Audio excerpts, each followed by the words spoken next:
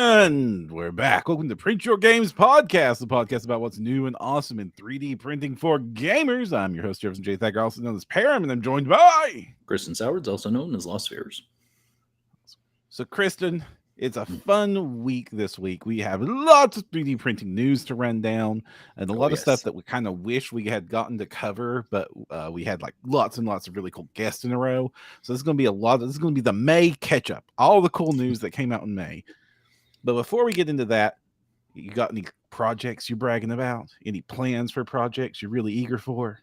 Well, I have actually been working my way through the Twin Goddess stuff after he was on. Adam was amazing, and I had a bunch of some of his early monster folks, monster girls. He did his Slime Warrior. I finally got a good print off of that. I love that one. Her and a couple other for some like I guess magical gang war stuff that I've been doing in the background of one of my games. And other than that, I've also just been catching up on some modular terrain stuff, hoping to get my FDN stuff dialed in a little bit more. But I've also been doing some Dungeon Laser stuff just to kind of complement the 3D printed stuff. How about you? I haven't printed a much lately, mostly getting some huge other projects that needed to be put to bed. But I do have a new project looming on the horizon, one that is going to await me when I finally get finished painting the absolute legion of dead that I have to. I was about to say, that wasn't nothing. You had a pile of zombies you were painting this weekend. I still have 18 more that need to be painted. Yeah, because I'm using Kings of War for my model counts here because it's like the most specific of model count. I need 12 per regiment, and so I need 10 per grouping in Age of Fantasy, or if I'm going to use these in Age of Sigmar, they're in groups of 10 or 20. But for Kings of War, they're in 12s. Because that's how many that can fit onto a Kings of War regiment base, and 2 regiment bases is a horde, and hordes of zombies block up stuff like good little chaff. And also, I have so many zombies that I will have zombies for any role-playing encounter I want. You want an entire fantasy city flooded with a zombie invasion? I'll have it. Nice. But I still have these last 18. There's actually 19 here, but one of them doesn't need to get painted. There's an extra. To finish before I can finish this project. So I see you're using that mint. Is that another bottle, or are you still going off of that last bottle of the mint? This is like the 5th bottle of that mint. Oh, okay. I thought I was maybe still ahead, but no, you passed me by at least a bottle and a half then. In our last I need to order more. I'm on my last bottle right now. No, I've got one left. I've got one left that I've broken into, and it's that and a little bit of I have my little translucent stash still, but I'm getting to the point where I need to start using that because they're going to just age out on me. So after these, I have to finish painting my werewolves that I 3D printed. I'm using the cast and play werewolves. I need to print one more so I can have 6 of them. I have 5 right now, which is the opposite problem because in Kings of War, I can use 5. But if I want to use them in Age of Fantasy, I need them in groups of 3. So I actually need a 6th werewolf to make it 2 groups of 3. So those are cast and play. The zombies are not cast and play though. Where are the zombies? The zombies are Highlands miniatures. Okay, all right. And my skeletons are from Artisan Guild. What I like though is the way that you use that underglow trick to just make them all feel like they're definitely the same army when you want them to be the same army. So that is cool, and I think it's cool that you also upgraded your technique to include some airbrushing to make it faster. Yeah, for our listeners, me and Kristen actually hung out this weekend painting and chatting and stuff, and it was fun. It's always best to paint with a friend because it makes the monotonous, boring parts just sort of melt away. Especially if you're batch painting, for sure. Yeah. And so like that's when I decided, I've been doing this green underglow with just like makeup brush, dry brushing all this time. So I was like, nah, it's time to break out the airbrush. I want to see if I can just do this. It works so much better. And it's so much faster, and I should have been doing it that way all along. Like I actually did use the airbrush one other time, but it was to. Was it for your bat? It was for my giant zombie dragon. Oh, okay. And this is the this is actually the games. I had the Games Workshop's Vampire on Zombie Dragon just because it looks so cool.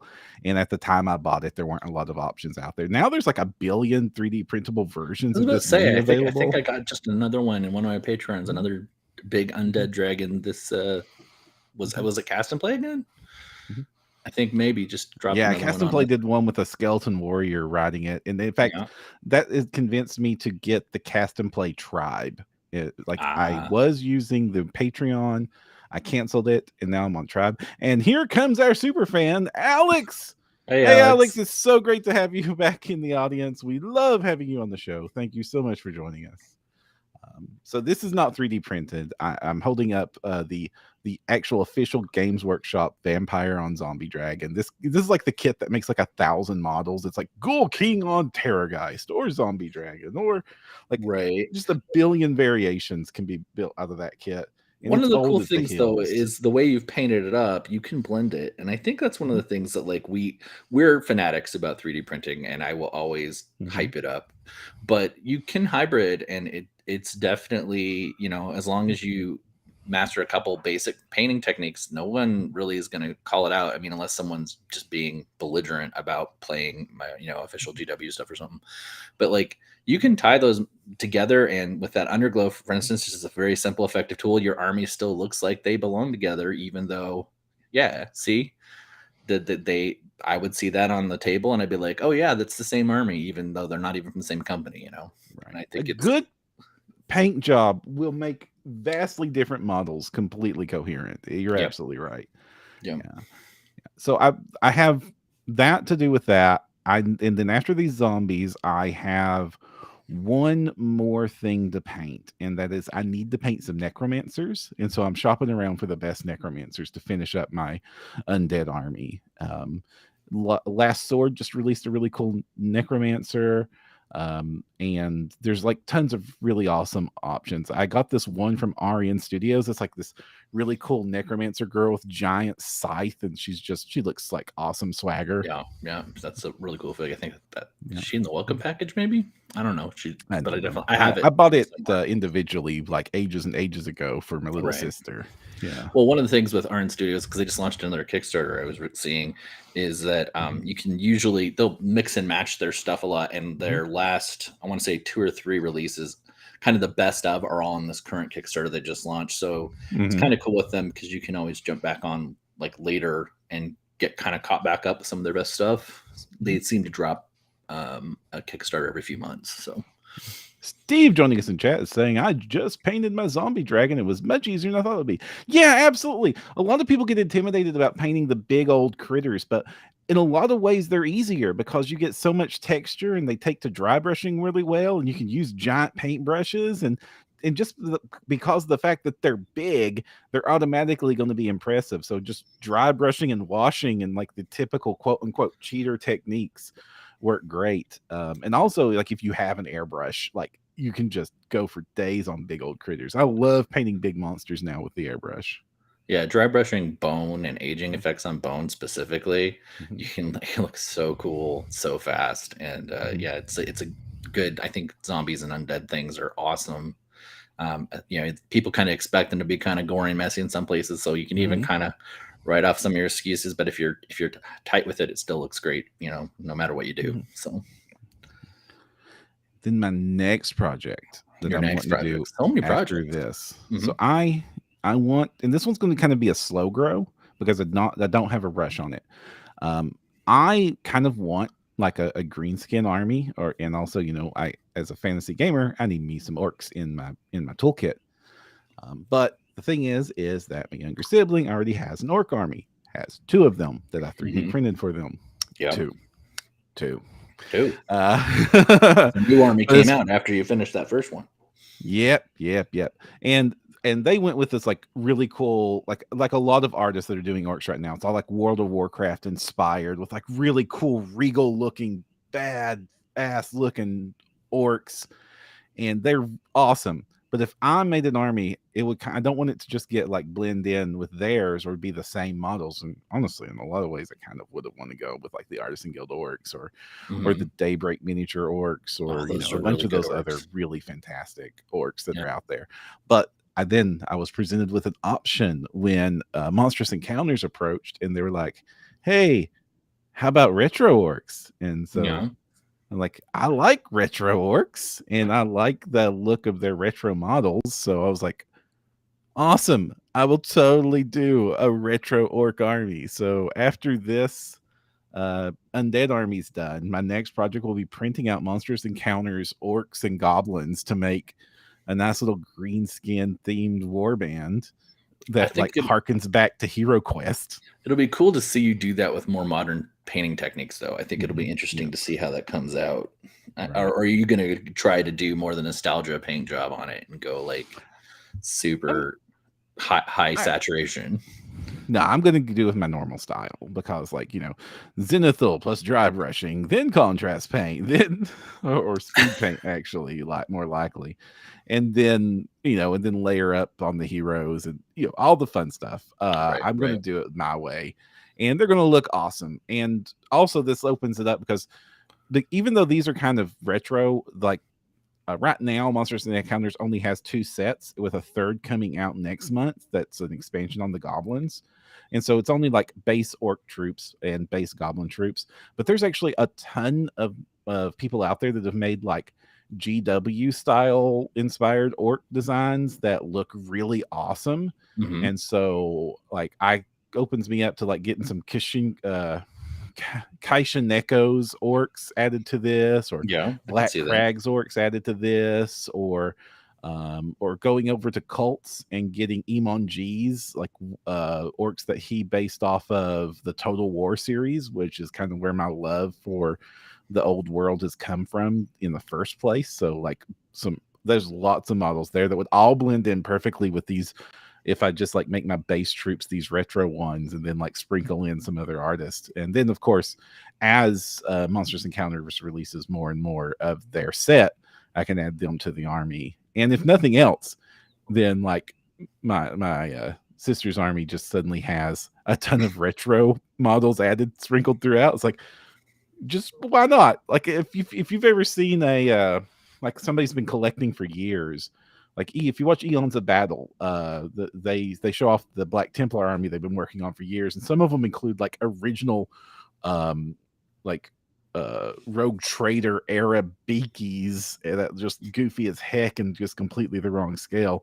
So the idea of just like mixing it up a little bit kind of appeals to me. You could solve it with lore. It could kind of be like Saruman taking the base orcs and making him to his Arkai, like. So as long as your paint job kind of did a little tie-in on it, you could just kind of be like, these are your dregs units, and then these are your like awakened, super cool high orcs, if you will. Shaver in chat says, I'm struggling to come up with a paint scheme for my Necrons. I'll either go Undead Bone, or if I'm feeling brave, Oxidizing Copper. I've seen some really good rust oxidization jobs on that, and actually they aren't that hard, I don't think, paint-wise. What is that new paint that's Dirty Downs like effect paints that are like taking everybody by storm right now? You could put like a brass or a copper on them and then get their verdigris and just sprinkle on there, and I bet that would look amazing. Just like, and then like a dry brush of like a silver on top just to do the raised edges. That could look great, Alex. But whatever you go with, send us some pictures. We would love to feature. If you're a user who's 3D printed stuff, send us pictures of models you've 3D printed and painted and stuff you've prepared for your game. We'd love to show them off. Absolutely. And blatantly get inspiration from your efforts also. Indeed. And welcome to the chat, Lucas. Lucas, you are a miniature fiend like I am, and it's good to see you here. Excellent. And Alex says, love Oldhammer. Well, I think that does it for our projects and our preamble. Now it's time to get into the topics, the news. Is the news of May. The first news is probably one we've talked about before, with the hints of the Saturn II just over the horizon, and that leak way back 5 months ago with a photo of it. seems to be exactly dead accurate in most ways. Yep. So I'm really impressed over on Reddit. The prophecy has come true. All right. So it has officially been announced. The Saturn II is coming out. So if you are thinking about upgrading your Saturn, or you haven't gotten a Saturn yet, we've got some fun, awesome stuff here coming up. And it is a 10-inch instead of the old 8.9-inch screen. So it's the follow-up to the original Elegoo Saturn, my personal favorite printer to use right now. And I think it's the printer you're using, right? Yeah, absolutely. I love it. So it's a medium format. So it's not the original Mars size, which had those 6-inch build plates. It's a 9-inch build plate, the Saturn, and the new one's going to have a 10.1-inch, which turns out to be just about an inch wider. Is actually how that is working out as far as the exact measurement. Right. It's the 8K diagonal resolution instead of 4K, so it'll be twice detailed prints off of this. A little less than twice because the screen also got a little bit bigger. But almost twice the detail on the prints. And the Elegoo Saturn was a 4K machine and was already printing really sharp detail. It was hitting like the 32, not 32, 50. Anyway, it was hitting really good detail. I forget the exact microns, but the new one going to be able to print at that like ultra sharp micron level that's like as good as casting in a mold levels of detail. And some of the example prints they have up here down at the bottom that just look glorious. In fact, this is a miniature I've been wanting to print off, showing off the Raging Heroes High Elf set with their not techless model that I really want to print for my High Elf army, riding a gigantic six-winged arcane phoenix. And the details of the model are just absolutely glorious, super sharp in every way. It's going to be an absolute beast of a printer. There's no doubt that this is going to be probably one of the best printers you can buy for entering into the hobby level. If the specs we have hold up. And what are those specs? Well, we have a 10.1-inch screen at 219 by 123 by 250 millimeters, which ends up being about almost an inch wider on the screen from the old Mars, and a full 2 inches taller on the build volume. So we can print taller things, which is, I guess, why they showed off that Phoenix, because you could print that freaking Phoenix in one piece on this thing. It would be glorious. It has a built-in glass screen protector with chemical protections on it, so that you do not need to worry about resin spilling all over your screen and ruining your printer forever, because it's not the screen it's spilling onto. It is a treated hard glass that you just scrape the resin off of it with use those plastic razor blades and scrape the resin off, and suddenly you can start printing again. You don't have to keep remembering to put on your screen protectors. Or built-in filter options. Huh? Or to wait 8 weeks for a replacement part if you were dumb enough to not use a screen protector. Oopsies. Yeah. Learn life lessons learned the hard way. Indeed. Looks like we've got a listener chatting in for the first time, Michael Bosek. Hopefully I said that right. Yeah. Hey, welcome, Michael. Says he's painting up some gold maw lizards from, I think that's Artisan Guild. Oh, I love that set. I literally have like 40 of them sitting over here in my paint queue. They were glorious. Hopefully we can see some pictures of that when they get done. That'll be awesome. Indeed. Send us pictures, Michael. I want to see them.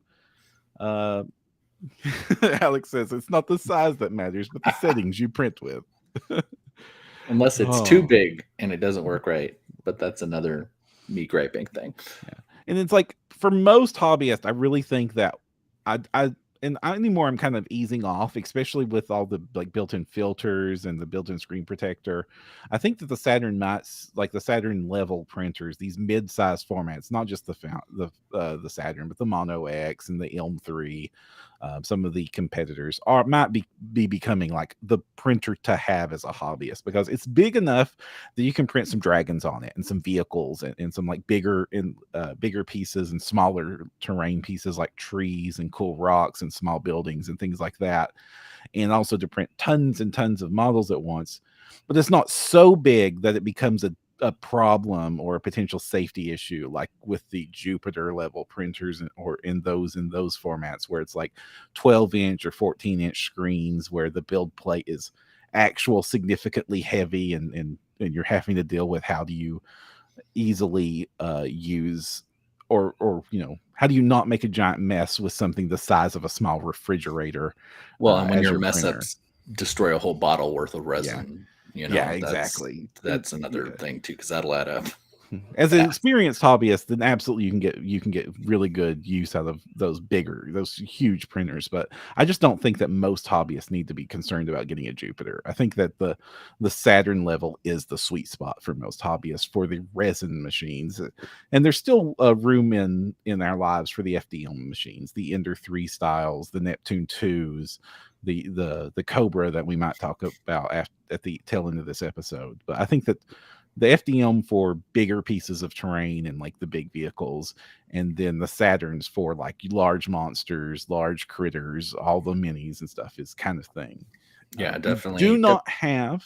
Oh, sorry. No, I was to say it's definitely the magic bullet size for me. Like, this is the first time I've been super hyped about a new announcement for a while, because this is my magic fit for the first generations, because I'll admit the little ones, we got an Anycubic, like the little mono, and it was too small almost immediately for us. And when I got the Saturn, it was perfect. And so I'm super hyped about this announcement. Right. When I had my original Mars, I definitely felt constrained on the size. Like I was able to print lots of cool stuff and models, but I definitely felt constrained. Yep. And then when I got my Saturn, like with my old Mars, it was printing all the time because I always there was always a queue of things I wanted, and I was always in the middle of projects. With the Saturn, like more days than not, it sits idle because I'm painting the projects that I printed, because in 4 hours 20 infantry come out, or 2 giant monsters, or a whole pack of werewolves. It's like I have that available when I need it to use the size. I've also learned that you don't have to fill up the build plate. Like it seems like you have to fill up the build plate. If I just need 3 really cool player character models, I will literally just print 3 player character models. It's so hard. It's so hard because you're like, well, I could just put some bases on. I'm like, well, if I put some bases on, I'm gonna put on a little piece of terrain. The next thing you know, I'm like, okay, I can fit 2 more guys, and then you got to give yourself permission not to totally jam your build plate. But gosh, it's so fun. Before, I used to do things in batches. I would print like all the infantry. So like here's 36 soldiers with spears, and then the next print would be the 36 bases for those soldiers. Anymore, I'm kind of like, no, I'm going to print the base and all the accessories with the model, not worry about getting all 36 out at once. I can do, if I have to do 3 batches, I'd rather be able to get to work on the first batch while the second batch is printing. Yeah. So anymore, I print the bases with the models and don't worry about like full build plate Tetris. And when you have a medium format machine, you give yourself the room to do that. Like it's not like I'm not completely delaying my projects, because I would never be able to paint fast enough to like every 3 hours I'm ready for the next 30 orcs. That could never happen. Never happen. No, you can literally, I'll just try to run it sometimes during the weekend when I'm working on priming or whatever. And the next thing I know, I've got, 2 more weekends of minis to print. And then as you've experienced, you get a brand new release that's better fit for what you want, and you leave that unpainted. Absolutely happens all the time. So like those golden maw lizards that I just mentioned out, I'm kind of thinking about giving those to some friends so that I can print the 1-page rules lizards, because they're also cool. But I don't have to. I could do it either way. Someone else just released. I know that the Lizardmen for 1-page rules have those cool gecko blowgun guys. Yep. Mm-hmm. And someone else just released a whole bunch more. Last Sword just released. Yes. Awesome. I really like those. Too. I was like, oh man, do I need to invent a reason to have gecko blowgun guys running around my game? The cool thing is, like, they also have ones that are those gecko blowguns riding pterodactyls with giant flaming rocks. Well, sure, as you should. Mhm. I just would like a couple other weapons though. I want like some other, Mhm. gecko chameleon guy with like, I don't know, like They have the other weapon options in the OPR set. Oh, So absolutely. I haven't Sorry, printed at yet. this point, I'm just trying to like sell different lizard sets. Hey, you never can have too many lizard sets. Mhm. Like you like your orcs. I like other low level baddies. Like Mhm. I got with my orcs, I got to subvert things. So I either got to make Mhm. them good guys or I got to make them high level threats because I feel like I've done the classic orcs a lot. So Mhm. Yeah, anyway, and a lot of people have been inspired after that really awesome skink won the Golden Demon this year. Have you seen Mhm. the picture of the Golden Demon winning I skink? have not seen a It is golden winding. glorious. It has a glint, like he painted the actual star glint coming off of the spear tip, and it looks amazing. I've never Wow, seen a better painted little blue boy in my life. that's crazy. Yeah, I love that and it also, was a skink. yeah, it's like rooting for that little skink to just like it absolutely deserved it. It was the best painted skink I've ever seen. But back to I the have Saturn. I Oh, did sorry. find it. So now I have seen the star Mhm, glint, and yes, it is amazing. mhm. Yeah. Okay. The Saturn has no price announced yet. Oh, Officially, there was some a price included in the old rumor that it would be around $600-ish that you found for us, Kristen. But yeah. that's a 5-month-old leak. Lots of things change Right. in 5 months, and that wasn't even an official announcement. And it was a conversion from Chinese currency to U.S. currency, and lots of things have changed between then and now. So we don't know officially what this thing's going to cost, We don't. ah, But given but the price it, of the Mono X and mhm, the M3, it mhm. probably will be somewhere in that range. Right. So there are other printers that have recently come out or are coming out that are these high resolution mid-size 3D printers. Already out right now is the Mono X 6K, which is $570 as of this recording with a 9.2-inch screen. Now it's only 6K, it's not the full 8K. Right, The right. On3 Plus, which is another 6K 9.2-inch screen, is $690 US. And it includes a lot of features like the filtering and all that stuff. So it has a bit more features that the Elegoo Saturn II has. The one that's the closest matched feature for feature to the Elegoo Saturn, to the point that I'm almost going to expect they're using the same parts like a lot of these printers do, is the Frozen Sonic Mighty 8K. It's on pre-order right now for $899. Oh So wow. $900. It's got the 10-inch screen, the 8K, all the bells and whistles. Pre-order releasing in September. So that's not out yet. But that is the one that is closest to what we're seeing here. So I somewhere between $600 and $900 is our best guess on how much this thing is going to cost. I nearly trampled over you with laughing because of Alex's comment there for $600. That's a whole two Horus Heresy boxes. Oh, Yeah, that is, yeah. yeah. The sad thing is like the Horus Heresy box is like the first box GW's put out in a long time where I'm like, kind of maybe worth it. Right, Because it's like right. almost 100 models and like including big vehicles. It's like that's more of what I expect. Like I'm going to pay GW prices, so I'm expecting this to be expensive. Right. But I want to get a lot of plastic. I want Indominus. Indominus is like the sweet spot of what I want from GW, or Dominion box set, where it was like 1,500 points per side armies available on that Dominion box, and really cool Stormcast, lots of orcs, like great GW sculpts, and the price point didn't make me cry. It was like $200 retail, and I got it for $260 from my FLGS. I know we were And talking. I always get sucked in by their alternate sculpts when we were talking about is it Black Spire? I don't know. It's the 40K quest thing. Blackstone Fortress. That's what it is, Blackstone, so not Black Spire. Mhm. But yeah, Yeah. I see those alt sculpts, and you can't find them outside those boxes. I'm just like, but Mhm. yeah, no, Yeah. I can't do it. Not anymore. I'll just print something cool. David Wickham is saying, "I'm afraid I'll get to them." Do you mean Saturns or do you mean the Horus Heresy box sets? Why not both? I'm just kidding. So we're basically the new generation of printers. I'm already really happy with my Saturn, so I don't know that I'll upgrade to a Saturn II.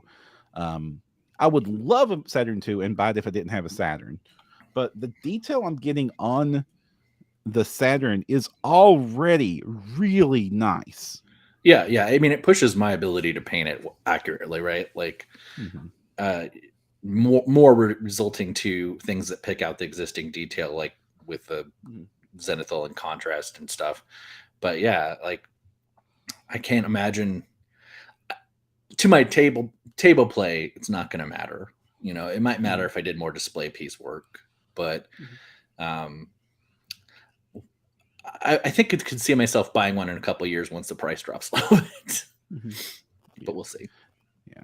So if you have a Saturn right now, I definitely think you'll be happy with it and keep it going. So it's a great printer. It's always going to be a great printer. And also, like, it was selling for like $400 recently. So like likely nearly half of the price of I've seen it as low as Saturn 2 will be. Actually. Yeah. Wow. Yeah. And that's still a great price. 4K, it's already decent resolution and big build plate, mono screen. Just make sure you get a screen protector. I've really enjoyed using the Elegoo filters. I bought a set of those like rechargeable filters since it doesn't have built-in ones. The drop-in ones have worked. Yeah. I put 2 of them in, and it really works. Like all the smell is gone in anywhere near my printer room. How much did those run? Because I can imagine someone like in the house would be very happy. $30 or $40 for 2. For 2, yeah, I should snag some of those because that is a common complaint during the cold months when I have to drag things inside. Yeah, and I want to talk about this more when we get around back to the cold months, but I'm seeing new heaters for the printers that are these like little metal wraps that wrap around the bed itself and heat the vat with like a tiny little cord that goes out, and that seems way more efficient than any of the other options we've looked at if it works. Well, and the frames are metal, right? So it's not like it's going to be a fire hazard. Well, we're not talking about right. It's just getting up to even like if 70. It was plastic, right? Yeah, sure, fair. We're talking about heating it up to a pleasant, breathable room. We've been cautious enough that my micro agitator lighting alcohol on fire was run as a possibility, which has never happened, by the way. So, you know, we err on the side of caution for our listeners, which is good. But I just was thinking, okay, could that possibly burn things? Probably not. But anyway. So that looks good. So new high resolution 3rd generation printers are coming out. Whether you want an Elegoo Saturn, if you want to already go out and buy a Photon M3 or a Photon Mono X, or you want the Frozen Sonic Mighty 8K, and I'm sure there's going to be even more. Like we haven't seen what Creality's got up their sleeve yet, and so when that happens, that'll be great. Moving on, the other big topic that's kind of hitting the rounds of the discourse in the 3D printing space is Thingiverse ain't been great lately. Have you noticed the Thingiverse ain't been that great lately, Chris? Well, so I was actually kind of caught by this in a total like different way because I had used Thingiverse very minimally initially, right? And then as we got more and more into this and people were recommending more and more files and things, I went back and it was just behaving differently, you know, really weird stuff. I am one of the people who did see, we will call them curious ad placements. And I also was surprised because I swore up and down I used to get zip files that were nice and packaged, and then suddenly I would click the download all and suddenly it would just drop down like onto the web page, and then the list of the stuff at the bottom where you would just normally go get things piecemeal was always being redirected to. And I honestly was like, was I using a different site? Was it Cults? Was it something else? And I was like, no, I know it was Thingiverse. I know that it was this, you know, really nice setup, and suddenly it was just different. And I'm sure that was some sort of data management decision or something, but it definitely did not make me happy trying to download huge files for sure. So Thingiverse has added advertisements, like you've said. Some of those ads have been interesting. It's They have also fixed that problem, by the way. Yeah, the site is running slower. It's definitely running buggier. I'm hitting broken models fairly frequently.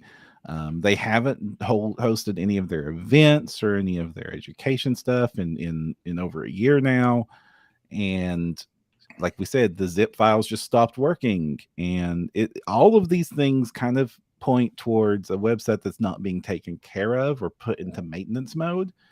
I speak of this as a former web developer who has lots of experience with websites getting old and not being well taken care of.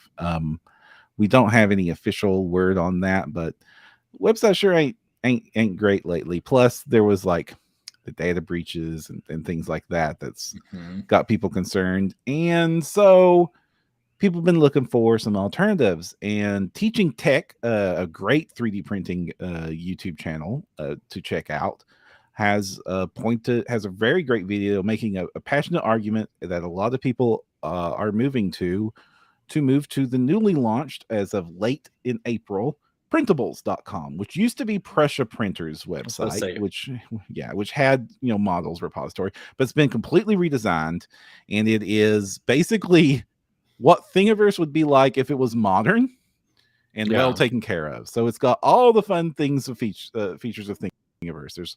This is for free models. You can do the remix thing and like take a model and change it and then re-upload it, but it keeps like the chain of like who created it intact so that the credit goes where it could do. They're hosting events. They're doing all that fun stuff. The zip file works. You get all the models when you do the zip file. And also it is trivially easy to move over from Thingiverse to this website. I followed the tutorial on the Teaching Tech video on this and was able to move over all of my Thingiverse files that I've created and posted up on there. So if you look up Perram over on Printables, you will find all the models I've made. They're all just a bunch of like movement trays for different games, mostly Kings of War, but also some Oathmark trays that would also work for Age of Fantasy regiments or anything you need to rank up models in little square boxes. I've got them available there. Yeah, I was gonna call out one of the things that I thought was interesting, because I'm always about community interaction tools, and that they made a kind of currency for interaction that you can literally turn into getting free FDM spools and other things.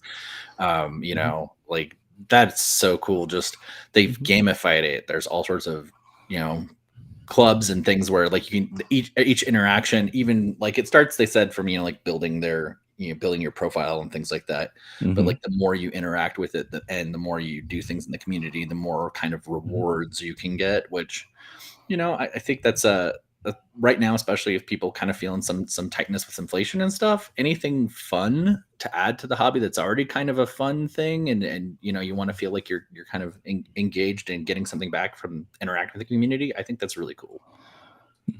Yeah. Is that a Star Wars Rebellion holocron box or something? This is a puzzle box that's Star Wars themed that you can print out. Yeah. Cool. This is the Treasure Chest Puzzle Box Empire Remix by 3D Printy. And I have had just took me a couple, about half an hour total to move over, but I didn't do anything. I would just basically follow the steps, made my account, followed the steps to prove that the Thingiverse account was my account, so that somebody else doesn't claim all my stuff and move it over to Printables. So I'm glad that they thought ahead with that and moved all my designs over. And just by doing that, I'd already like leveled up several times on like you get a little level that's gamified, like you said.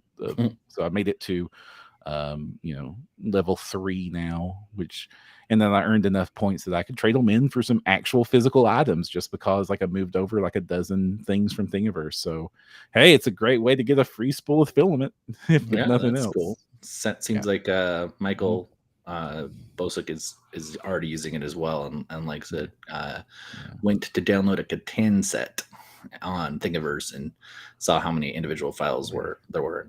Yeah. Yeah. If you watch if you watch the teaching tech video, he shows like there's still like right now until they get rid of it at least, like you can type like /zip or something at the end of the Thingiverse download page to get the zip file again if it was created before. I don't know if that'll work on new files. He also said that sometimes it's still hit and miss about whether or not everything's in it.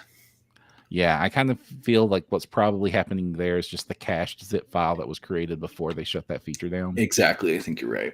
So any updates? But that's just speculation. We don't have any actual things. Thingiverse is like, as much as I dislike the current state of Thingiverse, we do have to admit, like, Thingiverse was incredibly important for the growth and popularity of 3D printing as a hobby in general and gaming specifically. That's where a whole lot of the creators that we love today got their start, and it's a great place even now to find stuff. It's just a humongous library, and I do hope that Printables kind of grows to become the successor. It looks like they're doing all the right things and all the right features, and I'm already having a ton of fun using it. And honestly, I don't think we would hold any grudges if Thingiverse did get their site back up to snuff, right? Like that, it's always great. That would be great, right? So it's not like we're going after them by any means. A stronger community is stronger if everything is stronger, and hopefully they'll get back on their game. It's just the consumer advocate. Competition always is better for the consumer. Having a strong Printables that becomes popular gives Thingiverse onus to maybe up their game and become popular and better, and then we all benefit. It's like My Mini Factory is a wonderful website, but we would all be better off if there was a good competitor to My Mini Factory as well, keeping My Mini Factory on their toes to keep improving and making a better service. Well, on a level down, it's just like all the different Patreons and tribes competing gives us cooler and cooler minis every month. I know. So. Oh gosh, just to get into just to jump into that weeds, any of the set previews for next month got your eye already? Well, you got me interested in looking at Cyberforge for the first time in a long time. I love it. Looks so good. The weird hex armored dwarf thing, like the way their helmets look. That is such a different look for dwarves, but it doesn't feel like wrong. It just feels new, and that it was super, super exciting. So Cyberforge has a dual, Cyberforge always has like a lot of bang for the buck, a lot of value for the dollar that you get from their Patreon. And this month, this month was like Halo plus proxies for what are they called? The golden 40K people, the Custodies. Yeah. Some Custodies proxies that look really good. Specifically, it's the ones you can only buy on Forge World. So it's like, very, very useful proxies to have. That again, Original Sculpts, Titanforge always does great work with their sculpts. Cyberforge is a sub brand of Titanforge, and the set they've got coming up next is those really awesome space dwarves, which is kind of the I imagine that's because League of Votan is rising in popularity, because these definitely have a lot of that vibe of the Votan, but they've got like I said, Cyberforge never just direct copies. They always have a really cool spin on things. And the other thing they've got are the Chaos Knights inspired things. So this gigantic mech walker with tentacles and spines and Gatling guns and flamethrowers coming off of it. And they didn't just do like the modular kit for that. They also did the little warhounds available as well. So the tinier little knight models are available. They did the normal of the small type 2 months ago, which I was super glad to have. But what I'm really hoping for is they do a non-chaos giant mech walker. They've done a couple of takes on it, but they were all kind of chaosy. So I would love a non-chaos giant mech walker. Well, and these space dwarves just look so cool. So and when they have, so go ahead. Sorry, when they have the bub. Go ahead. I was just saying, my friend's running a Starfinder character who uses nano assemblers as a dwarf, and I just think that helmet is so perfect for this kind of high tech, multifaceted nano assembled weaponry. Could be multiple prints of that, and I think it's so cool. Anyway. And this is where you see with the inspiration for it. It's they definitely half inspired by the big daddies from BioShock. So if you printed one of these off at ogre sized, it could double as a big daddy for This is BioShock true. for sure. So they've got like this cool reflective hexagrammic energy armor on top of them, drill arms, big giant two-handed cannons. If you've the old squats in 40K, or if you're a big fan of Deep Rock Galactic, then these are the models for you. Starfinder for sure, and the new upcoming Spelljammer. Is that the correct one for the new D&D set? Yes, new Spelljammer. Yes. Although, I mean, you'd be pushing the edge of the hard tech, I think. But yeah, definitely. And if you're a Mantic fan, you could also use them for Forge Fathers. So Mantic's been keeping the Space Dwarves alive in their sci-fi games for basically since they've been around. I was just going to also say, I know we talked about it a little bit a couple of weeks ago, but for this upcoming month, the Monster Warriors that Twin Goddess is doing, the Mimic Knight looks so cool. It's got like a big Warhammer, and the Warhammer head is a Mimic, and it's all morphing out, and then the shoulder pads are like a big jaw that are spread out where the guy's head's coming out, and it's got he's got a gelatinous cube one, a Tarrasque one, and it's kind of all of kind of Monster Hunter World, switched characters. Those look so cool, but it's a good time to jump on if you want something interesting. And if you're doing Crippled God Foundry, they just did a Gladiator, I think, this month that has like Beholders and a couple other similar things. So you could put together an even larger set of monster themed warriors between the two of them. I have another one that I'm drooling over because I have a plan for it already, and it's definitely like one of those models that's making me want to do a project because it exists. Like it's the centerpiece model. Sure. I kind of want to do a mummy army after looking at Arc Villain Games' new. They've done 3 Empire of the Sand sets. They've all been amazing. Every one of them's made me want to do a Tomb King style army, and their newest one has the scales of Anubis centerpiece that's going to be on a 100mm base. It's going to be 8 inches tall. It's got like super swirling ghost stuff going on with it. It's got the actual Anubis scales, the jackal heads. It's got the little heart and feather on the scales itself. Gigantic display base that I know you're not a fan of. Not hugely. It does look amazing though. It looks fantastic with the it's so powerful as it erupts in the ground that the guardian things falling over underneath it. I mean, it's very animate and energetic. I love it. Right. Like I'm sure you can not use this base if you wanted to just put it on a 100mm circle and throw sand on it. But like of all of the not Nagash proxies that I've like kind of pointed fun at lately, this might be the coolest not technically Nagash proxy going for sure. Well, and if you look through the rest of the set, it is insane. So yeah, it's like gigantic, cool, like jackal undead mummy ogres. An even bigger, gigantic Sphinx model. Like they've got like all the fun stuff in bust. And like giant scorpions made out of like this is straight out of Dark Souls. It's like 1,000 skulls and skeletons becoming a 4-inch base giant scorpion centaur monster. Yeah, that thing's rad. Alex says he wants us as rattling snipers. If some artist wants to surprise us with us as rattling snipers, I will not object. I've always been humbled and enjoying that, but we have never sought it out. We've never gone and commissioned this stuff or asked for this stuff. It's always been brought to us. And we're humbled. That was actually I would feel weird. I would feel weird asking somebody to do that intentionally. True. But if somebody wants to make us into rattling snipers, I will happily, gleefully post it up and show people about it. Because everyone always says I should be a barbarian, but based off of looks. Class-wise, I'd probably be some sort of mage. But we've never solicited that. Though it's really cool that you can put put my little halfling with my little pipe inside the tummy maw of the giant Easter bunny monster. Oh gosh, the eating us of the tummy maw. I don't want to see that.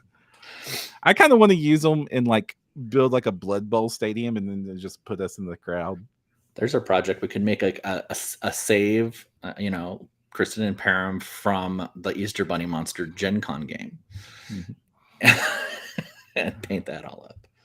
So moving on to other printers that are new and making great waves. We talked about the Anchor Make, which is Anchor's new printer that they're kickstarting. I think that funding for that's over, but it was like auto bed leveling and built-in camera and like all these cool features. Well, these don't quite do that, but there's a new batch of printers that Anycubic's been putting out called the Kobra series. They've got the Kobra, which is the new one actually, because the Kobra Max came out first. It's Kobra and Kobra Max. The Kobra is Ender 3 sized, so 220 by 220 by something similar, like build cube that it can build. Magnetic flex plate built into it by default. It has auto bed leveling built into it by default. You don't even do the little twisty things to get your bed leveled. It does it by itself. Direct drive extruder. It doesn't even have a Bowden extruder. It's got a direct drive extruder, you know, heated bed, all that fun stuff. Giant touch plate. Fantastic looking printer. $270. That's insane. $100 more than I spent on my Neptune, and you get every feature I wish my Neptune had. So you're telling me that I'm going to get suckered in for my third Anycubic purchase. Hopefully this will be the magic one, right? And I'm thinking about buying a second FDM printer. I do like that elevated arm for the spool, though. Like it's funny. It's such a small thing, but I am clumsy, and I don't know about anybody else listening, but I bang into things that are hanging out the side at odd angles all the time, which is bad if you are in a print job, and you can mess it up. So I'm appreciative of that feature being up top. That's good. Me likey. So I'm highly thinking about buying this printer personally, because like printing in FDM is wonderful. It's super cheap. It's gigantic things possible. Even on what quote unquote a small FDM printer, it's still twice the size of the Saturn II easily. It's almost twice the size of what you can print on a Jupiter because it can go in the other directions. Right. It doesn't have half of its build plate cut off because it has to be an LCD screen underneath there. And if you want to go bigger and go with an even larger build plate, which you can get the Kobra Max for $570, which has most of those features. I don't think it has. This one has a Bowden tube. It doesn't have the direct drive, but it has all the other fun features, including the auto bed leveling, with a gigantic build plate, more along the lines of the printer you've got. Yeah, I'm curious if it's fixed the consistencies in the heated build plate temp though, because I definitely when they get bigger they don't stay even very well. The views I've seen of this printer online have all been like fantastic, absolutely rock solid, fantastic, and with the same sort of consistency that the Neptunes had. So Alex saying in chat, that's less than one Horus Heresy box. That was for the for less than a Horus Heresy box, you can get the original. You can get the Kobra, not the and Kobra the Kobra Max for less than 2 Horus Heresy boxes. This will be our new currency. We're gonna measure everything in Horus Heresy. A bottle of resin, that's 10 Terminators. I will run a game for you for less than a Horus Heresy box set. Professional DM. Anyway, fantastic value. So that's great. Another cool FDM printers. And what I'm glad to see here is that not just these like boutique high-end $500 plus machines, but $270. Yeah, that's within doable. Like entry hobby range. Like the Neptune is about $200 right now retail. It went up a bit with everything. When everything went up in price, the Neptune went up in price. The Neptune 2. It's great.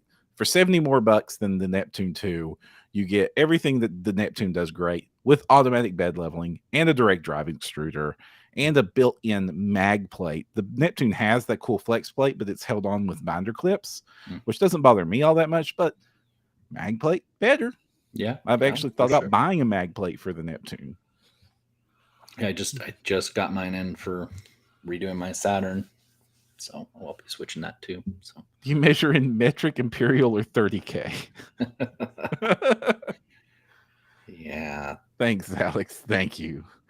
So much lore. So much lore there. So what do you think? Do you think a Kobra might be the answer for your maybe FDM woes? It would be interesting to get one and to actually go back, because I can't throw anything away. I have all the spools of filament that I've given up. Like, this must be bad filament, and it'd be fascinating to go back and just try a different, better, maybe possibly better printer with those same filaments and just see, hey, was this something with my Mega X again? Because my first Mega X, we realized had an actually broken thing with it, but the second one's just been a little bit of a struggle too. But yeah, I'd be interesting maybe to swing back and take one more look at it before I inevitably just buy a Neptune, because apparently yours is solid as hell. Yeah, I've had failures off the Neptune, but it's always been bed leveling issues, or the one time I needed to wipe the bed down with alcohol. That had to fail because I didn't clean the bed in a while. Right. So as long as you keep your bed clean and your print level, like almost every fail you're going to have with a filament printer, like the vast majority of them are going to be your bed wasn't level. Right. And that was the problem. And because the printer bed just goes out of level because it's held on with springs naturally, just over time, the temperature changes, or, and the temperature is going to change a lot because it's got a heated bed. Right. It has temperature changing. What's crazy to me is sometimes it'll change during your job. Like I've leveled it, had it nice, and then like had a fail. So I start to re-level it and it's completely off, like so bad. And that's not consistent, but yeah, sometimes it can even happen, especially if I put like 2 or 3 things on the plate, which I've been scolded for appropriately. And back in the day, with the Ender 3s and stuff, that's why they recommend buying the stiffer bed screws for the Ender 3 so that it doesn't unlevel itself nearly as often. Right. And that's when you start getting into the car guy talk about, like, and then I'm going to get a new extruder, and I'm going to swap this out for a direct drive, and I'm going to get a new hot end, and I'm going to do, and that's always fun stuff. Always heat the bed before you leave it. Thank you, Alex. I made that mistake once and completely destroyed a ruin that I was trying to print for a game. It was like I was like, I'm being responsible FDM print dude. I'm gonna manually level this bed before I print on this thing. It's been a week since I've done it, so it's probably off. Wow, this is way off. Horrific failure. Measure the bed immediately after the horrific failure. It was way off again, and I realized it's because I didn't heat the bed. Therefore, the coils changed due to heat expansion, and I actually it was probably fine because it had just finished a print, and I wonkied it up my own because dumb it wasn't self. heated. Yeah. So heat the bed first when you level. I'm sure I've done that. Right. But with with the Kobras and stuff, with the auto leveling, you can just set it to level itself before every print, just as part of the print process, and then you never worry about it ever. You literally set it up the first time and forget you ever did it. That would be beautiful. We'll see. We'll see. Yeah. I want one. And so I would have a Neptune 2 and a Kobra sitting next to each other. And you know why I want one? Because we're getting into the shout out section. And Iain Lovecraft, one of my favorite 3D designers who does amazing Kickstarters, has got a Kickstarter. Terrain. Yeah, for also minis, they do really cool minis with them. They're not the feature, but I've always gotten some really cool minis with their terrain set. So mainly the terrain, but with really cool minis aside. They're doing a new Kickstarter that just launched today as of this recording. So if you're listening to this early enough, you can get in on the 24-hour like special where it's only like $38 US to get in. It's called Dark Alley. So if you like your terrain, with like Gothic architecture, really sweet looking buildings and bridges, and lots of vampire nonsense and lots of NPCs to operate. Like if you're about to run Curse of Strahd Yeah, that would be or great. anything like that, this is the terrain set for you. Like he's got this like basic Gothic inn to have that's just like the centerpiece for it. It's like 2 wings and a centerpiece and a dance hall. It's 3 stories tall. Like it just looks amazing with hedges out front. And Lots of fun playable details on it. interiors. Yeah, every one of his stuff has shocked. playable interior. All of his stuff is supportless. And this does not look like a supportless model. It's got eaves and overhangs and shields and lots of tiny little details and really cool, intricate banner decorative work on the banisters. And that's just one of the buildings you're getting. It's a whole city's worth of buildings for the pledge in. All designed for FDM, designed to be printed on Ender size printers. Like massive sweeping bridges with covered walkways, creepy towers, like a graveyard. You have to have a creepy graveyard, and it interfaces with his old terrain. So if you have some of his old sets, you can easily mix it. It's got a dirge barge that one of the things you can have is just piled up with skulls in creepy yuck. Not to a bunch mention, of the buildings are also available in rundown cottage form, not just normal form. Almost all his old sets are available as add-ons also. So yeah, so if you want to get a whole lot of terrain for dirt cheap, it's a great way. Yeah. Like a really cool gazebo that's going to be great. Awesome fences, like creepy carriage, lots of vampire models, lots and lots and lots of villagers to go in with this. It is an amazing set, super cheap. Even if you don't get in, it's only like $60 for the buy-in for everything. And I've printed so much of Iain Lovecraft stuff over the years. It always prints really easily, rock solid, fantastic results, looks amazing, paints up real great. I just cannot. I've never been unhappy with a set from Lovecraft at all. I think my first one was, I think I got his Asian themed and his desert themed really early on, and actually really like the Asian like expandable like pagodas and stuff he did. Super cool. But this is even better. Like it keeps getting more and more detailed, and it just paints up so well. So yeah, like a ton of stretch goals have unlocked since I've looked at this, and the stretch goal seems to be where all the cool minis are. Like there's a Shoggoth and the whole cult and more courtesans and evil vampires, and it's a Kickstarter. Go check it out if you want some Gothic horror or just a really cool fantasy town in a hurry. And you know, with all the barrels and crates and merchants, it's a whole city's worth of terrain for a really cheap price. I can't recommend it enough. And I've had their frost set, their forest set, their desert set. Like I've printed so much of Iain stuff. It prints out great.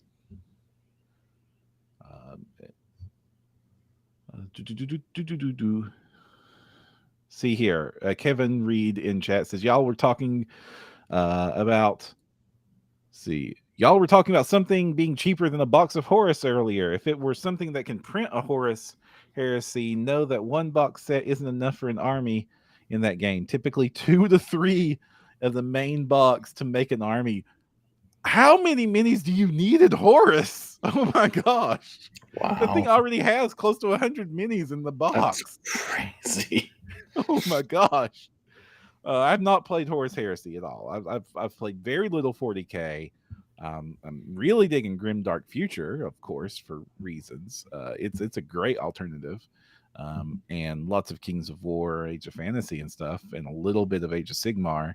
And I'm getting into Kill Team now for my local Kill Team league, and that's been fun. But never played Horus Heresy, so I don't know what that's like. That's a big army for sure. Do you have any shout outs for us, Kristen? I think I mentioned earlier that RN Studio it has another Kickstarter that just launched, and it's a really good way to get caught up on some of their best work from the last several months. Oh, I haven't seen that. I need to. Has a really cool blade singer in it that are like it is. I will say this: it is a very eclectic sampling. I think that's because a lot of the stuff they do is very pop culture inspired, and so some of the characters like the original Patreon release had Sephiroth in it. You're not gonna Right. they're not gonna try to sell Sephiroth on Kickstarter, but like it has some of the hits of all those things. Like they did some proxies for Ifrit summons and Alexander summons that are far enough away that are not going to be a problem for them to market them. But if you want kind of a good dose of what I would say is JRPG love for your armies, and particularly with maybe command characters or D&D games, really, really fun group of minis. I unfortunately have them all already. Oh, I do have a lot of RN Studios sets because they're just really fun minis. Like even if I don't need to use them in the game, I've used several of them in games, but but I haven't. But just sometimes I'll just print it because I want Sephiroth on my shelf. I'm going to paint him. Yeah, like I really liked. I think it was Anima Tactics was the old game. I think Ryan used to mention on your other show.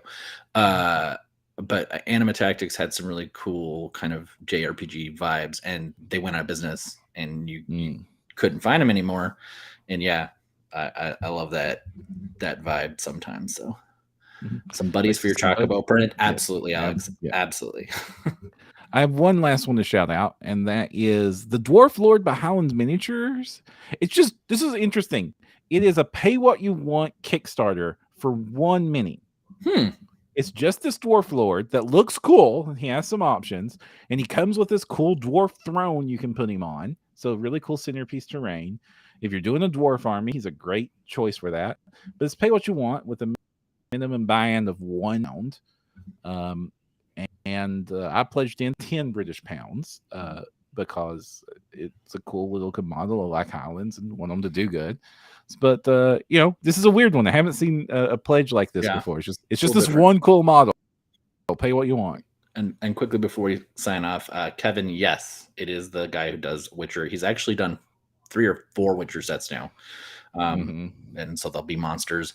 And deeper than just the TV show, there's a lot of stuff from the books as well. So worth checking out if you're a fan, obviously. And if you are a fan and you want to help us out, we would really appreciate it if you left us a 5-star review on iTunes or Spotify, or both if you're being really ambitious.